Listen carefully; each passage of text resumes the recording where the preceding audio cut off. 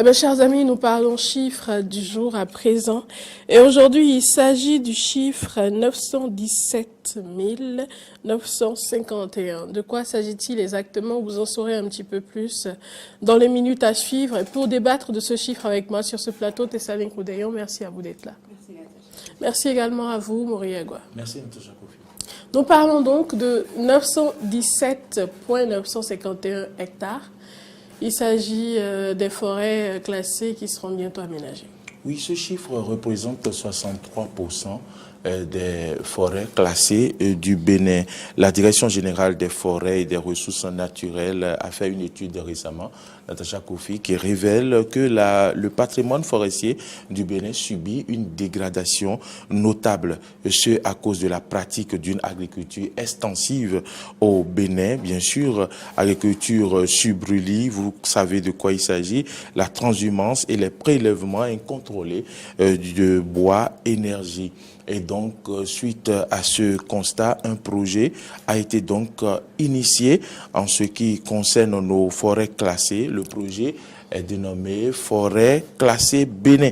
Et ce projet va donc a été développé plutôt pour améliorer la gestion intégrée des forêts classées du Bénin, faciliter l'accès des principales villes du sud Bénin au bois énergie produit de manière durable et de renforcer les filières des produits forestiers et les filières des produits forestiers non ligneux au profit des communautés tributaires des forêts.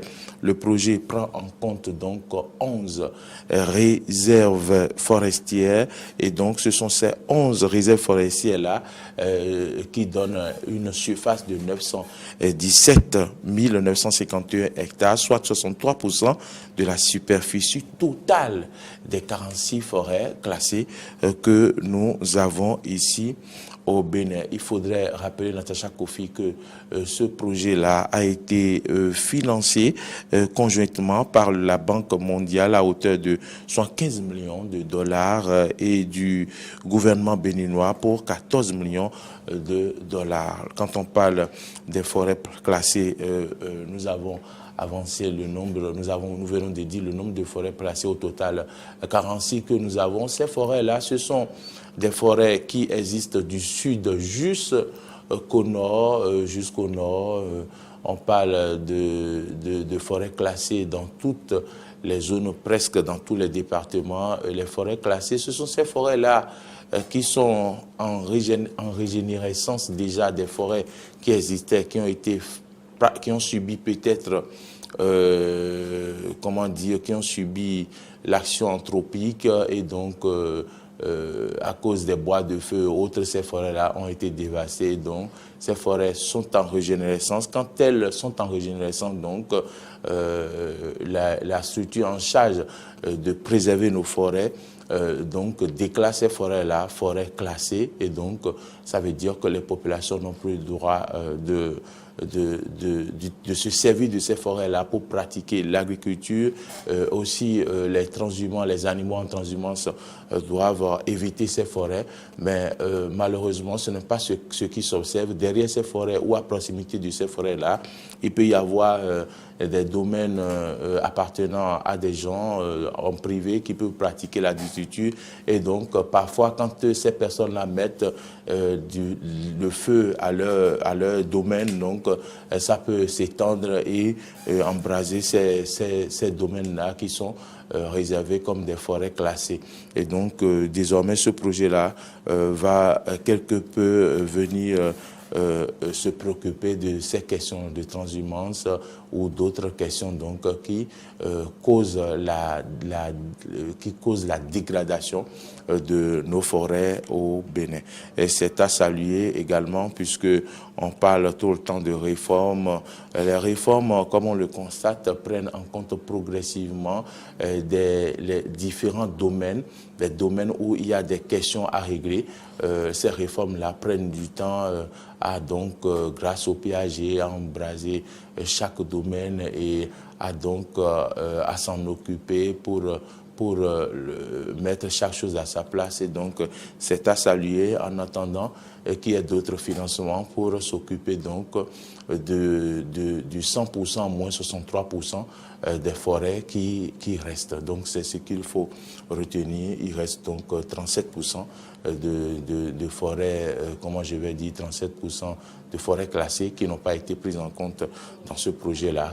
On l'espère que ces 37% auront de financement très bientôt pour que ce projet-là prenne en compte les 46 forêts classées du Bénin.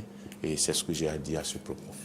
Merci à vous, Moriagua. Tessanné-Goudéon, nous parlons quand même de 917 951 hectares qui serviront dans les semaines ou les mois à venir à l'aménagement des forêts classées. En effet, et il faut que les enjeux réels de cette initiative retiennent notre attention parce que je pense qu'il y a d'une part les enjeux environnementaux et d'autre part les enjeux sociaux. Les enjeux environnementaux qui, si le travail est véritablement bien fait, normalement, la protection de ces forêts classées-là doit nous amener à une meilleure résilience face aux enjeux climatiques, tous les changements auxquels on est en train de faire face aujourd'hui.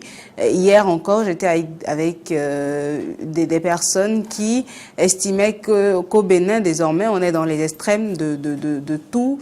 Extrême d'harmattan, extrême de chaleur et on espère ne pas aller dans les extrêmes de pluie quand ça va commencer.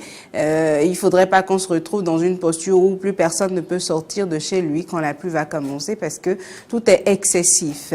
Et cela n'est autre que la résultante des comportements que nous avons nous-mêmes en tant qu'humains et pouvoir réguler d'une façon ou d'une autre ces comportements-là qui ont des répercussions sur l'environnement à travers cette meilleure gestion de ces espaces-là. Je crois que c'est un autre pas qui, à mon avis, n'entre que dans la dynamique globale et mondiale des objectifs de développement durable. Je parlais également des enjeux sociaux, puisque la question tient également compte de la problématique de la transhumance qui ne cesse de faire couler beaucoup d'encre et de salive dans notre pays, également dans la sous-région, parce que nous ne sommes pas le seul pays concerné par la transhumance. Beaucoup d'autres pays sont concernés par la question et c'est une véritable problématique pour tous ces États-là.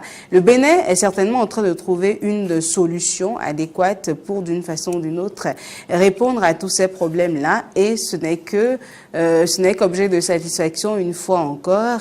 Et nous espérons, comme Moriagua le disait tout à l'heure, que ces projets ne soient pas juste des projets pondus sur papier, lancés officiellement à la face du monde et dont on ne voit presque jamais la suite et qu'on verra véritablement la suite que ces forêts-là seront plus protégées aujourd'hui parce qu'on en a véritablement besoin.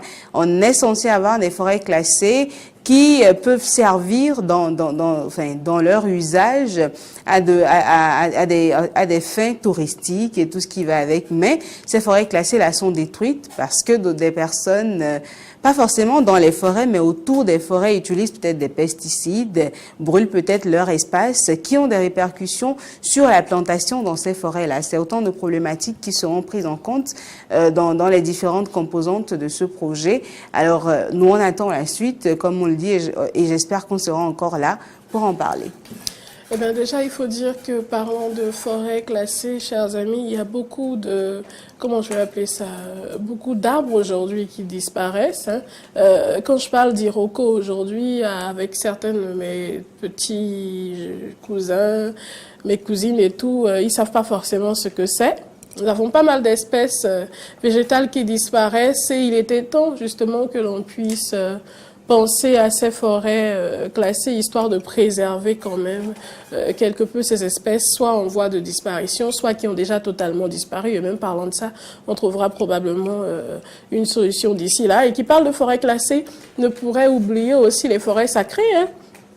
Parce que parlons des touristes et de toutes ces choses qui disparaissent, les forêts sacrées également, justement, sont, je vais dire, en pleine disparition, pour le dire comme ça, parce que nous avons de moins en moins de forêts sacrées. Tout ce qui est sacré est en train de perdre de son sens ou de son caractère sacré. Et forêt classée, forêt sacrée, en tout cas, comme l'a dit Tessanik, et comme l'ont dit Tessanik et Mouriago, on espère que ce ne soit pas juste des projets couchés sur papier, mais que cela prenne véritablement forme et surtout que cela soit pérennisé. Alors merci à vous deux, c'est un réel plaisir.